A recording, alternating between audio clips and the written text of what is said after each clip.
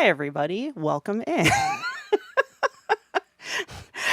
So there are so many people who have so much knowledge sets about music theory or composition or, gear setup.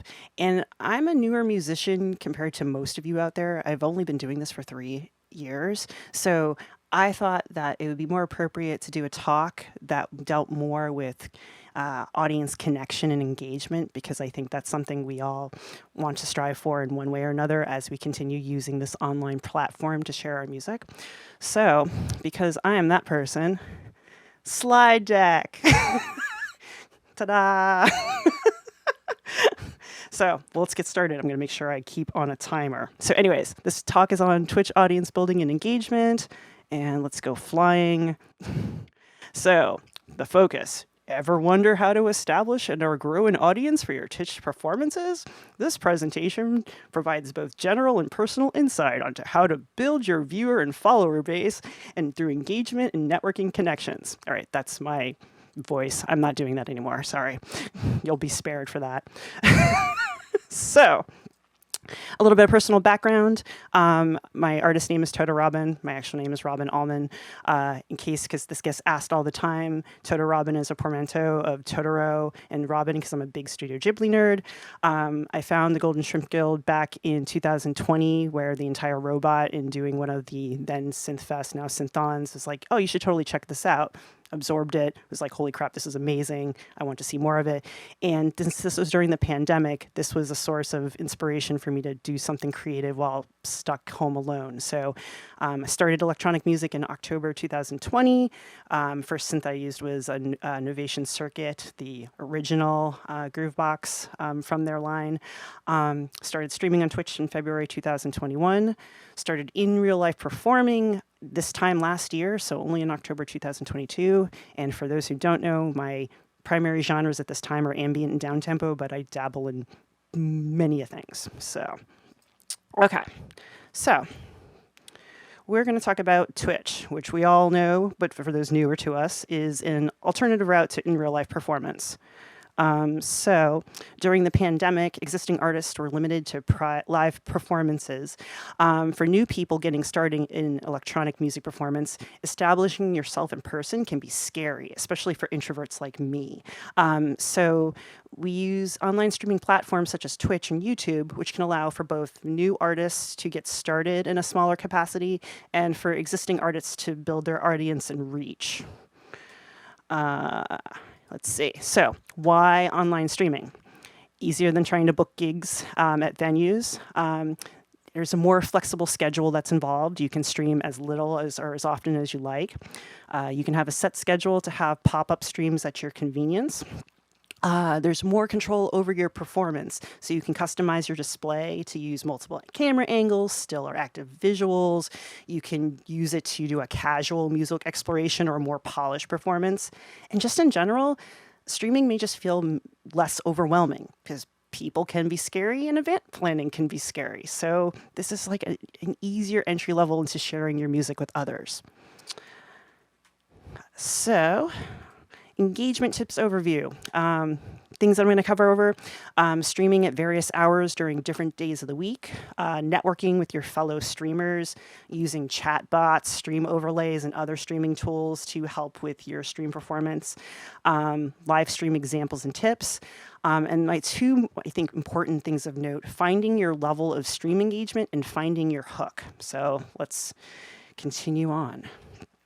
All right, so the first note I want to talk about is varying your stream schedule as I look at my time. Okay, you can, and bonus, bringing your cats to a gig, yes. I am slightly eyeballing chat. So you can choose whether you want to do a set schedule or do more impromptu streaming.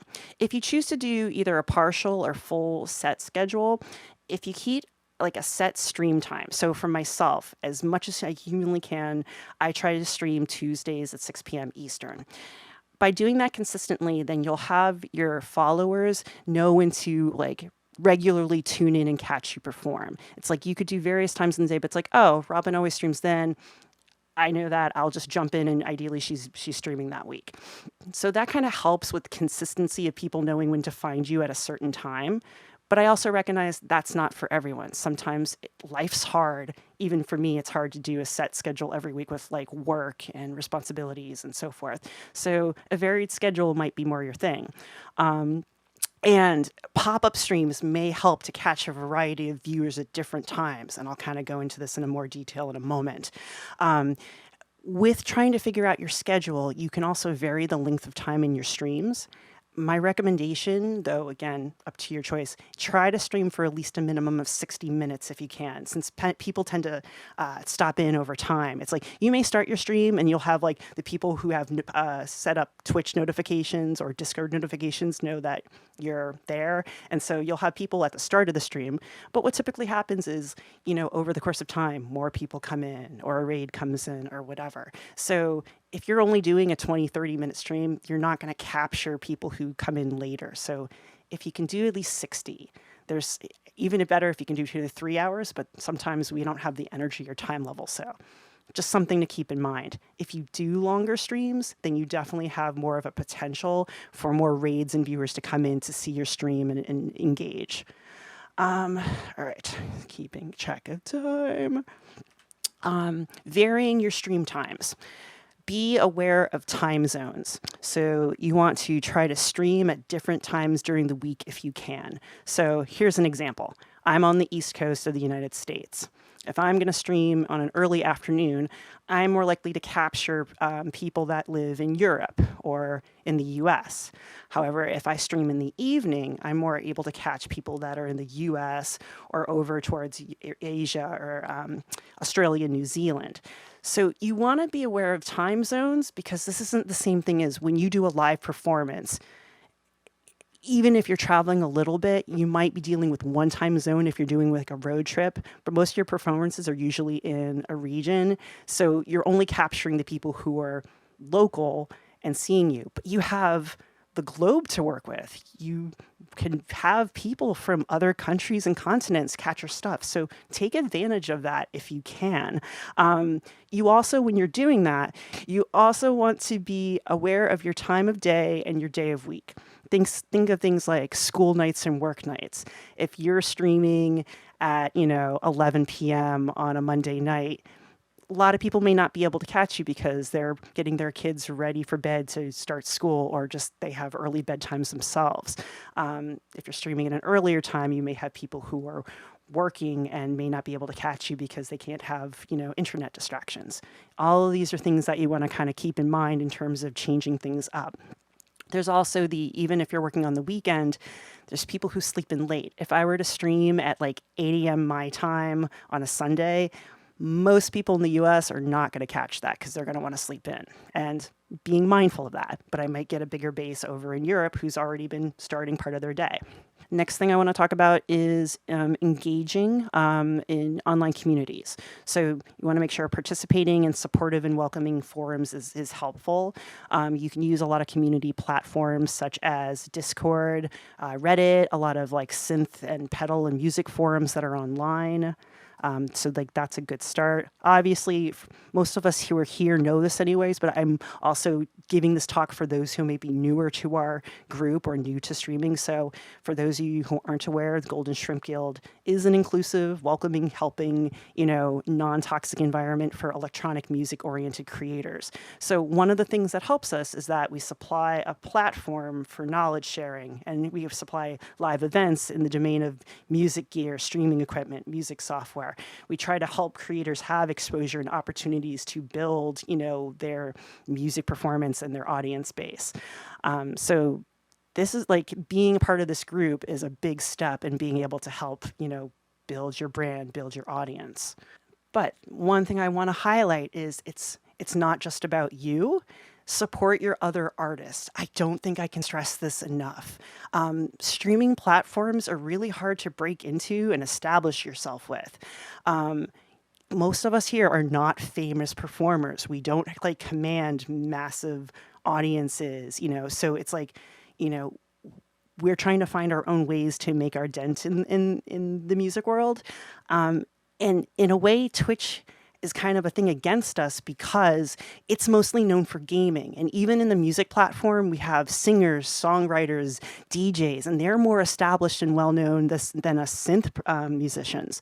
So the way to grow your base is to network. You can't just sit on your laurels and have everyone come to you. You need to, meet them halfway, or maybe even more than that.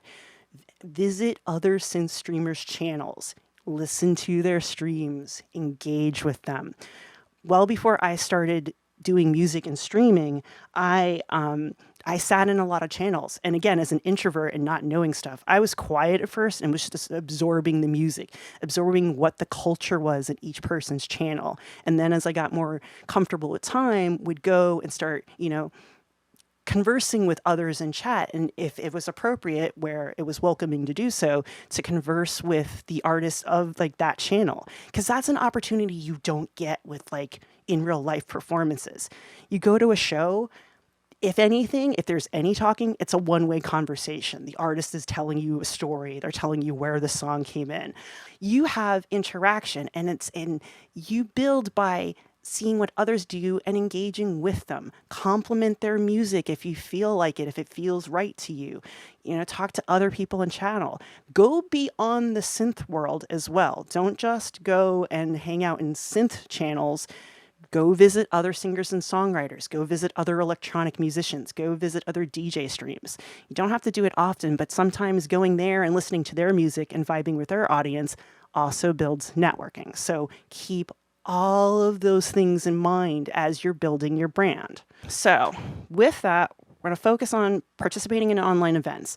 And the major thing that we do with Twitch is raid trains. How do they work? Most of you are aware, but for those outside of knowing the Twitch platform, it's a way for there to be, even whether in a casual thing or set up as a formal event, when you are done with your stream, to share your audience growth with someone else, you raid over to the next artist that's live. That way, they'll get to have a new batch of people that may never have seen your stream before.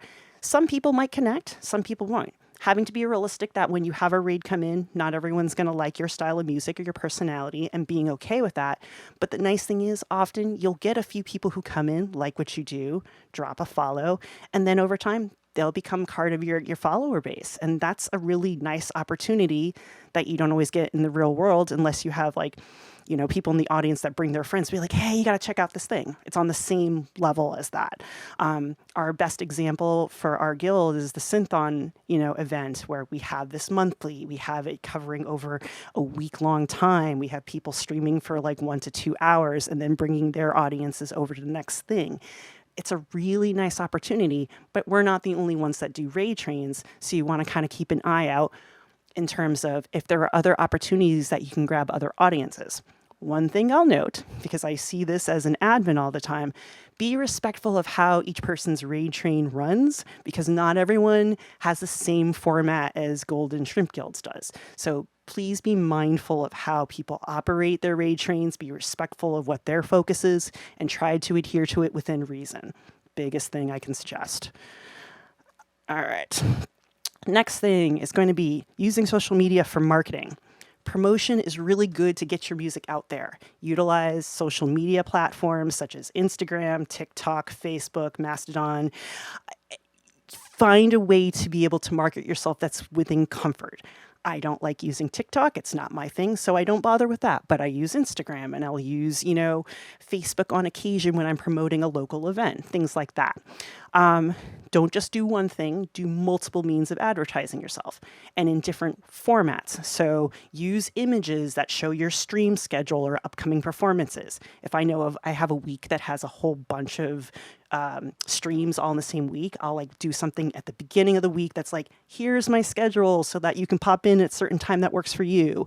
I'll do videos or reels that'll highlight some of my Twitch performances or music that I'm working on so that they can see what I'm up to, see what's currently the vibe, the genre that I'm focusing on.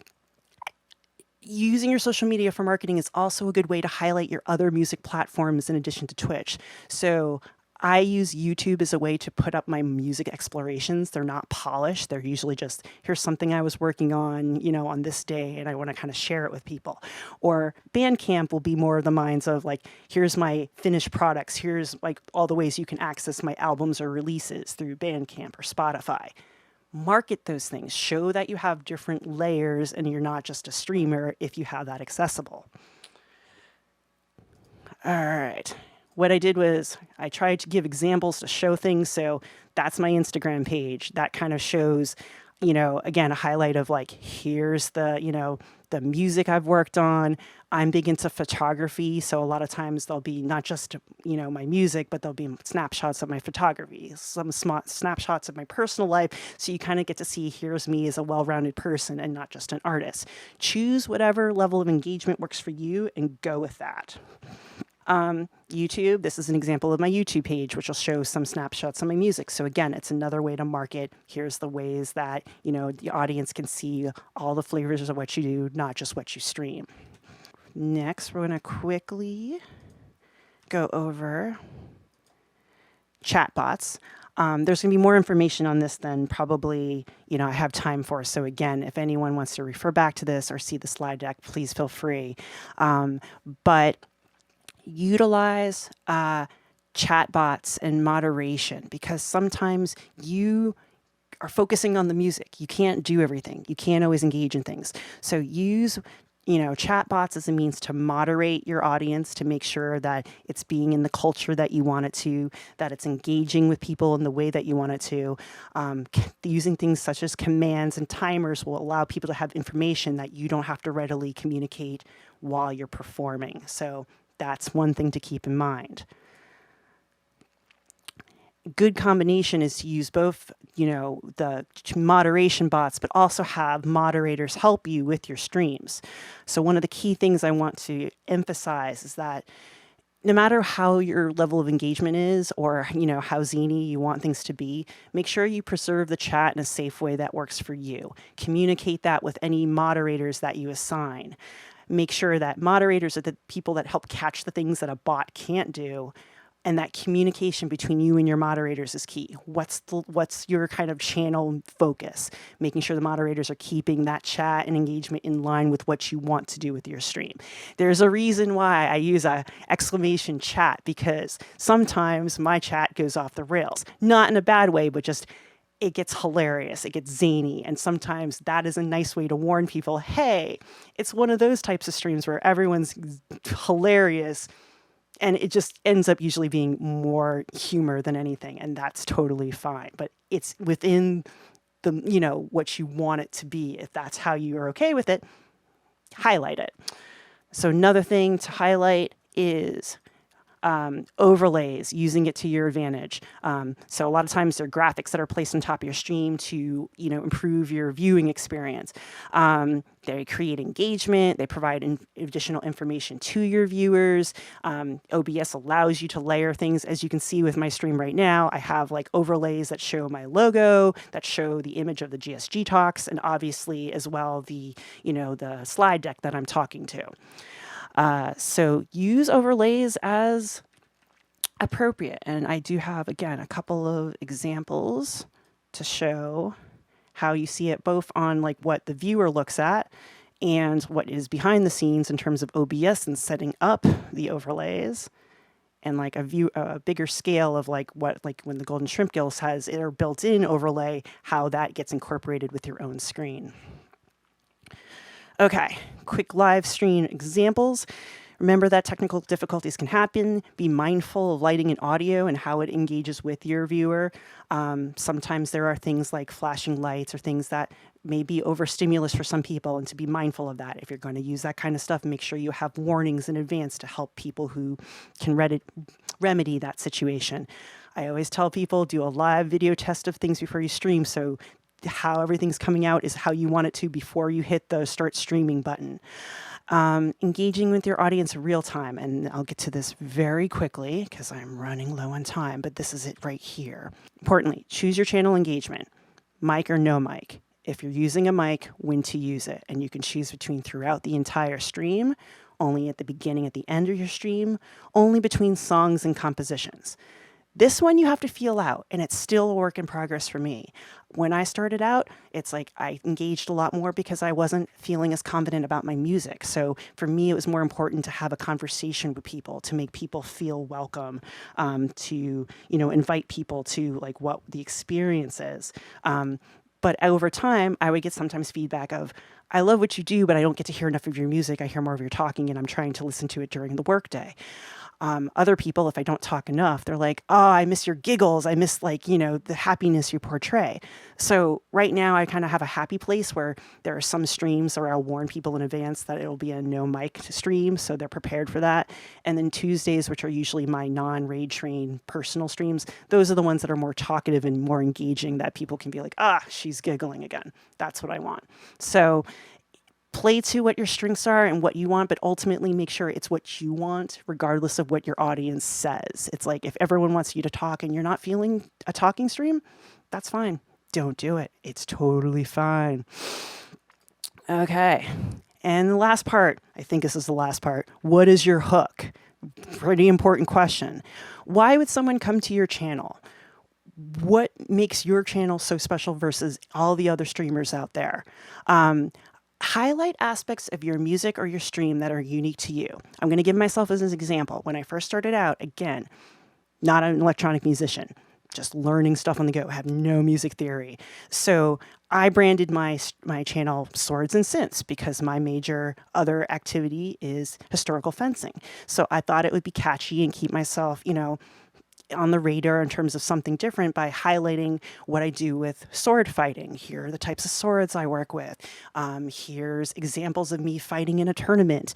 Ways to kind of get people to personalize, here's something cool about me as I'm learning to be a musician and being okay that I'm going to make mistakes. When doing that, I'm showing off what I love. You see constant themes in my streams between swords, Studio Ghibli, just ridiculousness, the Carmen Sandiego Easter egg that was meant to be a one-time thing and now is a regular redemption that is a humor thing. And the only person who's made fun of all the time is myself. But if it makes other people laugh, great. And the most important thing, make the most of your personality. If you're a people person, use it. If you're not, that's okay.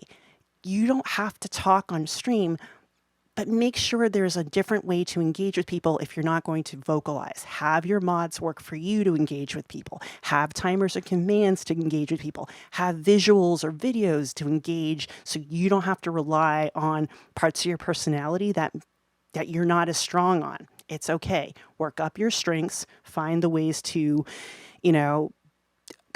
offset the things that you don't feel would work to your stream. And that's pretty much it. And I think I just made it in time. So in conclusion, use any or all of these techniques, and I guarantee it's going to help in some way towards building your audience. And the thing is, it's always going to change. You're never going to find the right thing. So it's like, this may work for a couple weeks, a couple months, a year or so, and then change it up. Do whatever feels most comfortable for you. So thank you so much. This is probably the least amount of back and forth engagement of a stream I've ever done, but it was meant to be informative, and hopefully this helps you all. Again, ping me for any questions, but again, I'm so appreciative of all of you. Yes, and again, utilize your channel point redemptions as you do things like booping things. Again, thanks everyone for being here. I really appreciate all of you. I wouldn't be here where I am today without all of your support and guidance, and I just try to pay it forward and do the same thing to all of you. So thank you, oodles, and I'll catch you next time.